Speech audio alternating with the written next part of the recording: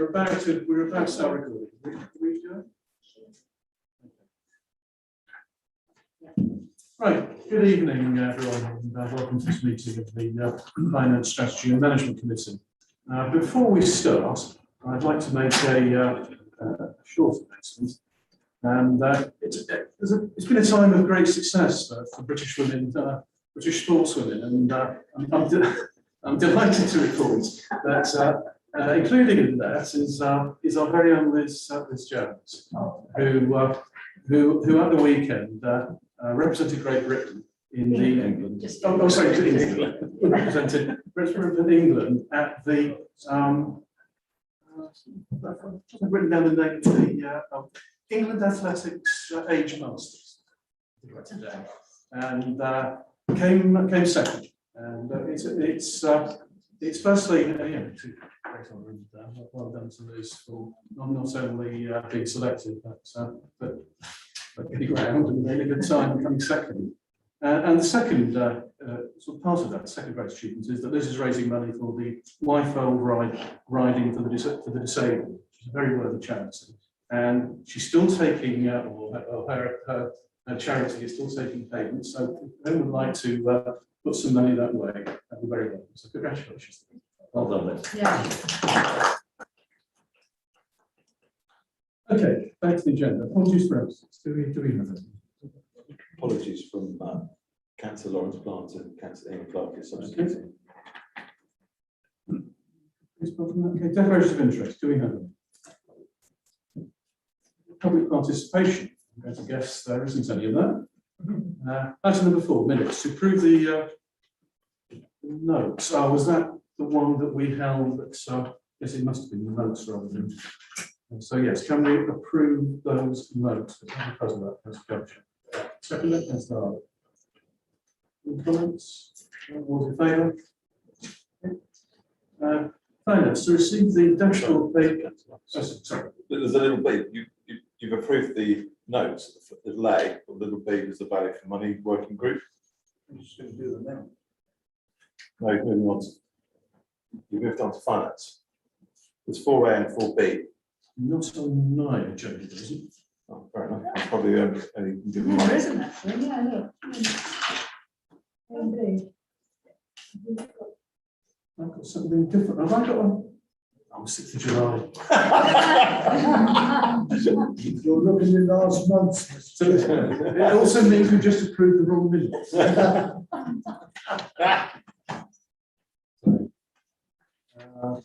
14th of September. Is that better? Okay. In that case, going back to little 4A, to approve the notes of the committee held on the 6th of July. All's in favour of that. Okay, thank you. 4B, to note the minutes of the value for money working group. Because of that, I just wanted to point out, and I've raised this with the town clerk, it's important, it's minuted. That agenda did not go out to all councillors. It didn't come to me, it didn't go to all councillors, and it should have done. And had I been available, and for all matter of reason, I don't attend everything, but I do my best to get here, the best we can. Had I been available, I would have made input, or I sent an email in advance to the town clerk. It's very important that agendas go out to all councillors. yeah, I agree. I'd just like to say that the town clerk has apologised for that. That was just a simple oversight. Okay. Yeah, well, I apologise as well. So you should have received that. So you not to attend as a result. So all those in favour of approving those notes, or to noting the minutes, rather. Finance to receive the dashboard papers, management accounts, summary of still expenditure, investment performance update, bank reconciliation, summary of payments. And I'd also like to thank or welcome observations on the layouts. For many years, people have observed that the print is rather small, and the accountant has attempted to make this more readable by new glasses. No, I'm really got the accountant's thing, not the optician. So We could see them, we don't understand them. I'm afraid understanding is a further step. But and I also would like to welcome the improvements in the layout of the investments figures, which are, I think, clearer because they're in colour, but also remove some of the perhaps less relevant lines. Of course, thank you to the council for that clarity. Are there any comments on any parts of those before we take them off?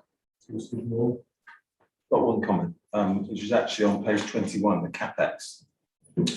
And it refers to the Putting Green Working Group, which obviously is being, we've talked about, and you know, it's ongoing as well. We always put 250 grand aside to CapEx, we'll try and budget 250 grand to CapEx. But given that we're working so ahead of a development that's going to happen in due course, and that's gone through the council, we should now be applying for money from SODC, from Sporting, and from the Golf Association, from whatever, because 275 CapEx expenditure in our books is significant. But if half of that money could come from SODC, given, as you say, Councillor Gavishat, SODC want to fund revenue generating projects, then we should be going down that route and seeing whether we can protect our CapEx for other type of projects. I'm not saying it shouldn't have some. I'm just saying we could perhaps, rather than getting to November and using all our CapEx, we can perhaps be applying for grants at this time in order to reduce the exposure to ourselves. Yeah, I take your point that we want the numbers to represent what is a realistic plan. I don't see the Putting Green in there. Small font or big font? Adventure golf course 250,000, I can see. It's the next to bottom line of page 21. So I was likely looking at the budget at the top. That's in the 2021. yes. So Put the reserve in last year for it. It's in the grey, in the highlighted bit. My glasses perhaps didn't get that far. I was looking at the top bit. so it is in there, and Okay. it will roll over as the. But your point is still valid. Yeah, we should be applying for In the- even if it's only $5,000 from the Golf England or wherever they are. You know, it's something that we should be looking to pick up. I'm sure that the working group will have that in hand. The answer to the specific point is that in terms of capital grant, we can't do the SODC thing because they are not decided until next February. So we're actually too late, too early. It doesn't do our schedule, but we are applying to other SODC sections like the tourism, because it's generating for that, and also yes, Sheridan is actually looking at other grant funds as well, but the specific capital SODC we can't, because it doesn't fit in with the deadline. So the figures are what is currently the situation. But we expect that situation to change as the grants are applied for abroad. There's no better way of representing it, is there? No, it shows the worst case. Yeah, well, that's right. We may end up with getting that grants, but that's very unlikely. And as they're applied for and awarded, we will update the figures. Okay. Any other points to raise? Sorry. I don't know which bit this comes in at this delivery. I just wanted to ask why the business credit card statements of account still got the old town parks name on. That's been changed. Has actually. that been has changed? been done with. Yes. Yes, yes, it's just. Yeah, because I still get things for old town as well. Years ago, yeah. Should be going. Okay. Can I propose that we receive all these proposals? Yep. Councillor Villiers, seconded. All those in favour? Okay. I'll make a minor point. Yeah. If Lloyds Bank is closing, should we be looking at who we're using? Because they're not supporting Henley, are they?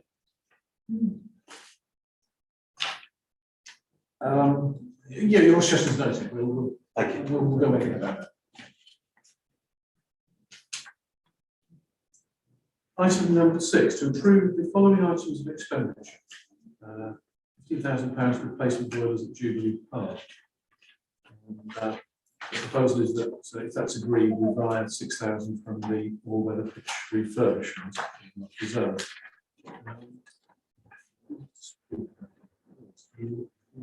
This is really from RNA, isn't it? Yeah. Because what the RNA have approved this in principle, and we're being asked to do the correct financial procedure, because it's a significantly large amount. Yes, it is a significant amount, and we do have some of the pots in our reserves, as has been indicated at point 4. Although not quite enough. So at the moment, we're putting aside £16,667 every year towards the replacement AstroTurf, so that I think it's by the year 2023 we'll have, I think it's 200,000 or 250,000. I think the indications are that it could last longer than that. That was its life of 15 years, I think, when it was first put in. And because we've been maintaining it and using a contractor to sweep it and do all the things that should be being done to it, we think it will last a little longer. So we may not need quite as much as £16,667 to find it just yet. So we felt that taking 6,000 out of that pot, which is already well over 150,000, so we're well on our way towards it. Just taking 6,000 was perhaps better than an alternative, which would be to take a hit on the income and expenditure account. So this would be taking it out of the earmarked reserves instead of the income and expenditure account. You noted that 2023-24 we reached 200,000. As I remember, it went in 2011. So 15 Yes. years. We were a couple of It was years. 12 years. It was, yes, Okay. sorry, I should have done research on that before I came in. 15 years. Whatever it I is. remember when we replaced it, it's been there quite a long time. It's been over Yeah. 15 years. I think it was put in 95. Yeah, So Yeah. the previous one lasted a long time. I think, the indications are a bit least another 3 or 4 years before it needs replacing at the very least. And if the worst comes, we then have to add back in some capital expenditure provision to top that up if it does turn out to be insufficient or be applied earlier. Okay. Yes, okay. Well, in the light of that, and thank you, Liz, for your explanation. I'd like to propose the recommendation on page 50, which is exactly what as Liz has explained, almost. So that's the proposal. Thank you. To a second. Can I just ask the accountant about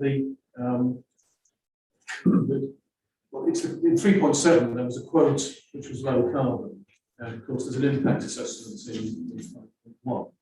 As I understand it, I didn't attend it, as I understand it, the recommendation was that the town clerk was given delegated powers to further investigate the possibility of having a low carbon installation, and whether or not that 50,000 could be brought down somewhere nearer, because as we've declared a climate emergency, one of the big changes that have to be made over the next 10 or 15 years is to replace gas boilers with boilers that are zero emissions.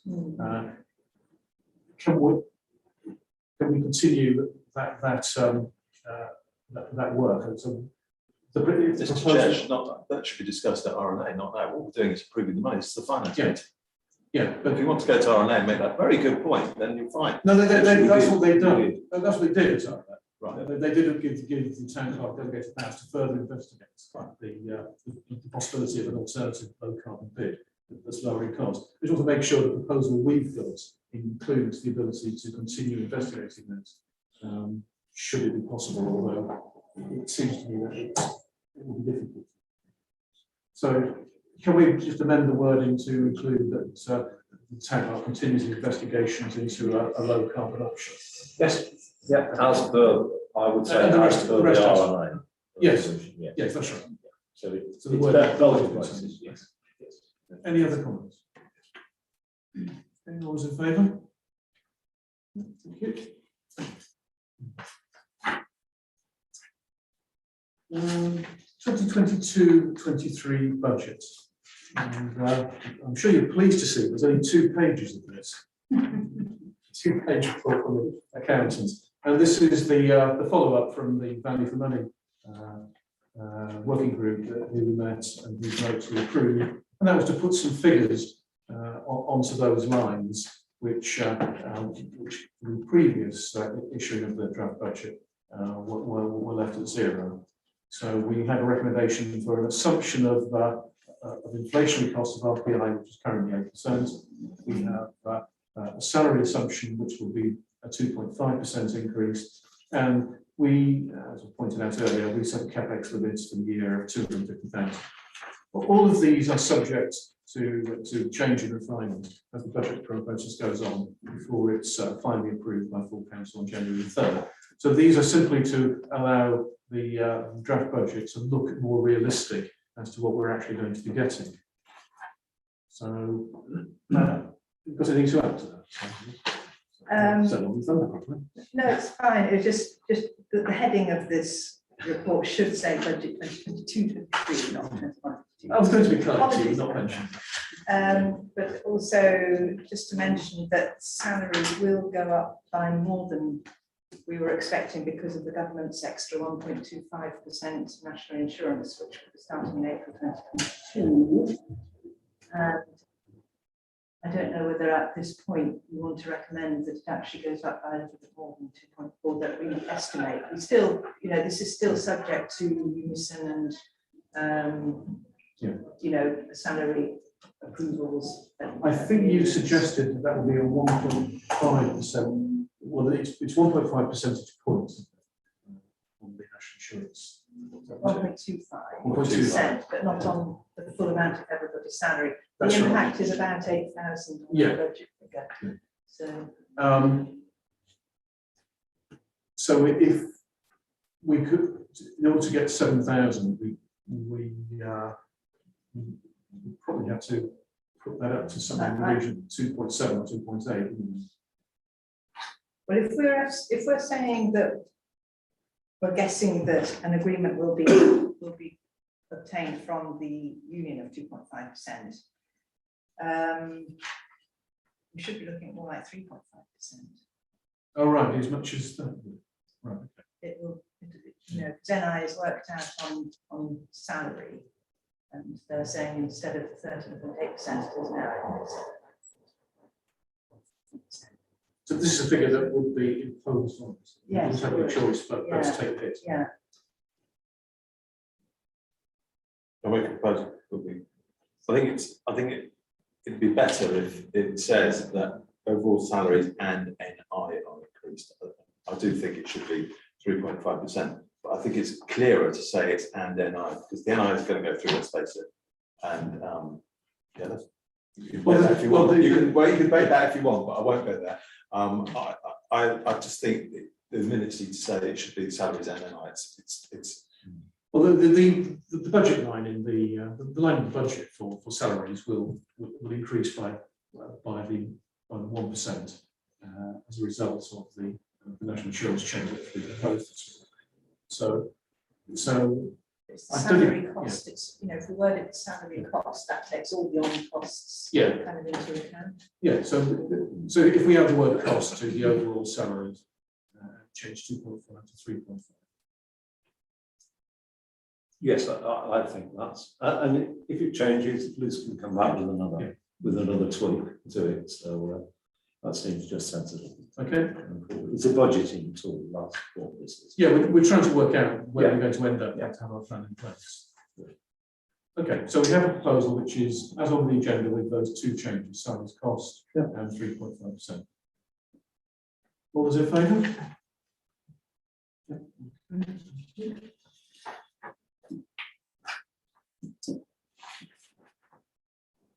Grants, to consider the applications to the council's community grant scheme.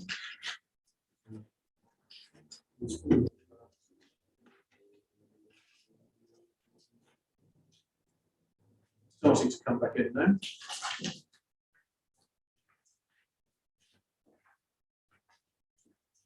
So starting with, there's a report and a summary of the applications that we've had on page 54. So we'll need to go through these one by one. It's just to do that, and we talk about them briefly first, and then once we've gone through them, once we go through them and vote them through. So how many children's theatre? Granted, for use of the name. Well, I'm in favour of this. You will remember a year or so ago, there was a bit of a kerfuffle with Kenton Theatre. But they weren't. And I hope this is an interim, that in fact, at some point in the future, the Kenton Theatre becomes the home of this. But at the moment, I mean, they're applying for a grant, which is actually the rental costs of the hall upstairs and this chamber of approximately 1,425. So we should approve this. So that's my view. Anyone else? Yeah, I'm fully supportive of it. It's a well-run organisation. Yes, there was a bit of a kerfuffle with the Kenton previously, but we do everything we can to support the children's theatre, so I'm fully supportive. Yeah, Second. I'll be very brief. I'm absolutely all for this. It's a bit of a heavy institution, this children's theatre, and yes, I did have a very comfortable with the accounting, but yeah. Very supportive of this. The only thing I would say, Chairman, on this, we mentioned about staffing costs. You know, we're looking at a fairly heavy deficit, and we've got to figure out the costs of the rooms at somewhat higher. But what are the staffing costs for opening on 3 or 4 days, having sitting in attendance? I think we should look at that, because it can get quite costly if we're not careful. It's not so bad in the daytime when staff are here. One of the reasons that free use comes up here, despite the fact that we're not actually giving them any money as such, is that we're giving them a service, if you like, is it'll try and keep our cost centres and the budgets looking realistic. I don't know to what extent that actually reflects the real costs that we have of providing that service for 4 days. But the real cost would be less than £1,425 because the only real cost is the staffing. It would be probably, if we had to pay overtime for this, we'd be probably less than £500. I mean, I can't be accurate without knowing how many hours that would be involved in things. So if you had a caretaker, it'd be a lot cheaper. That's assuming a caretaker, that there would be a caretaker doing, you know, opening up and closing. Yeah, if there are caretakers and caretakers. Well, I'm not quite sure what we're getting at there, but I wouldn't have thought it would be more. Can I help? If Councillor Arlett read his papers, he'll see here we plan to have 2 performances from Monday to Wednesday at 1 PM and 6 PM. So that gives you a bit of a steer as to the 1 PM one will be covered anyway. So Doesn't the rental of the hall include the staffing? Because that's what the idea of the rental is.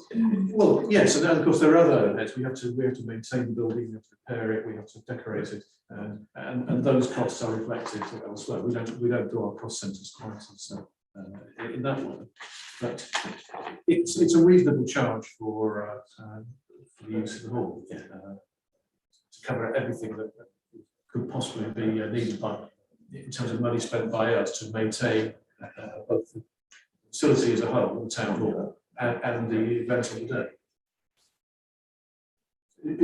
Does that help you with your question? Yeah, okay. Anything more on children's theatre? There seems to be a consensus that that's a good indication. Yeah. Henley Youth Festival. Oh, one more point I want to make on the children's theatre. People refer to the fact that there was some difficulties between the children's theatre and Kenton a couple of years ago. It's a new management team in place, a new manager, a new chair of the board, and I think the council separately should.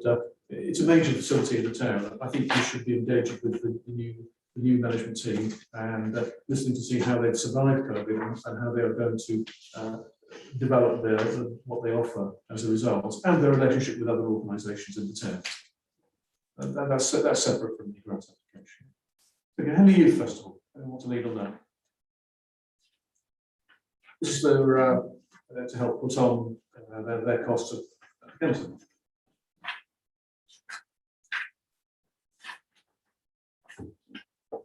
Well, I'll kick it off if you want to, like, again, yeah. Again, this is a fantastic organisation, engaging loads and loads of young people. So again, this is absolutely what we should be supporting, because there are loads of volunteers that actually give up their time for this, and it's what we should. So I propose that we just. Well, we'll do the suggestion proposal is- on the second My page. suggestion Yeah. is the amount. Yeah. Okay. That's all. Okay, I think we'll carry family support. Heavy turn visitors regatta. This is a great event. I would, and it's getting bigger and bigger. I would support this. Councillor, I would support it, but we've got two rowing ones here, and I'm sorry, we've got the rowing one, and the next one down, but I'm conscious of looking at. Yeah. Chair, where is that? Sorry, you haven't got details of the three that are starred because they were considered at previous council meetings at community grant level and approved, and then they were cancelled because of COVID. So I haven't put all the details back on there, just simply saying we're now going to have these events either later this year or early next year. Will you still support us, or do we need to refund you the money, basically, you know, if you're not going to support us? So it's just really, we're putting, I haven't bothered to put the whole of the details of them all because they were considered previously and approved. I don't think we could take that money back. It's basically been pre-allocated. I think it'd be wrong to take it back, so. unless circumstances change, but there's nothing, no. Sorry, if the event's not running, then they give the money back. If the event's going ahead, then, yeah, within reason. Yeah. Within reason. So it does give us a little bit of a, problem in terms of numbers. So that's the turn of visitors regatta. Nottingham and Falaise Twinning Association, 1900. We granted that some time ago. Yes, that was for an anniversary event. So It's 40th, I think. And the drama festival. Okay. So as you can see, those total £7,075, and 12,000 budget for the year, of which this is expected to be about half. Though it is perfectly likely that for the second half of the year, again, as people, organisations recover from dealing with the pandemic, that more and more events will take place, and need will be established, and organisations will come to us for money. Okay, so Councillor Hamilton. Yeah, I propose we go, given that we've already pre-allocated the three, I propose that we allocate for the MAC 10,075, which is a little over half, but these are all good organisations, and we've It's just we just approved one block. Yeah. Yeah. So anyone wants to do that? Let's say that. Yeah. I'm doing that. Any comments? Okay, all's in favour of that proposal? Yeah, they're in good attention towards it. That's a great section there. Right, item 9, carbon net zero policy. To review and approve the draft policy.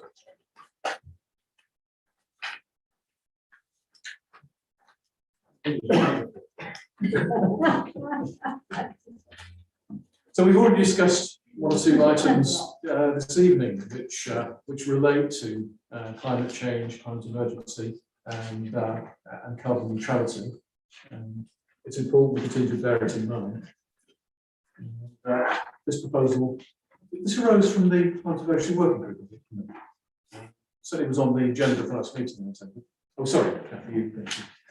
I wasn't going to speak to this. I was expecting a member of the climate emergency working group to come to speak, but they haven't appeared. But yes, this came from the members of the climate emergency working group. It's been run past Sheridan a couple of times, and it's been taken on board with regard to this. So it's just really to formulate and put in with all the other policies that we have at the town council, put in something that covers and gives us a framework for looking at all the decisions we make with regard to the climate emergency. I've been involved in the Student Plans and Mobility Working Group now.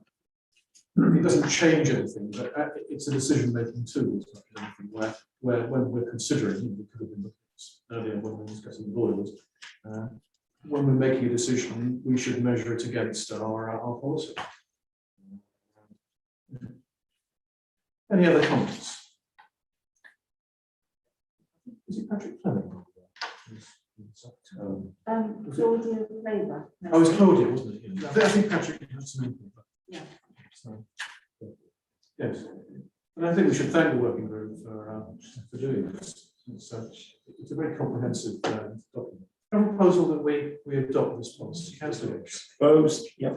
Second say. Councillor Miller. Okay, all those in favour of that proposal? Right, thank you. Councillor Arl, I wrote large sections of this policy. I can believe it. Amazing policy goes to that, Sharon, in here. Yes, it was a policy that has something written this. Right, exclusion of public and press, item 7. To consider the public and press be excluded from the remainder of the meeting in accordance with the Public Bodies Admission to Meetings Act 1960. Publicity will be prejudicial to the public interest for reasons of confidential nature of business. Thank you for the independent press for attending. For showing out.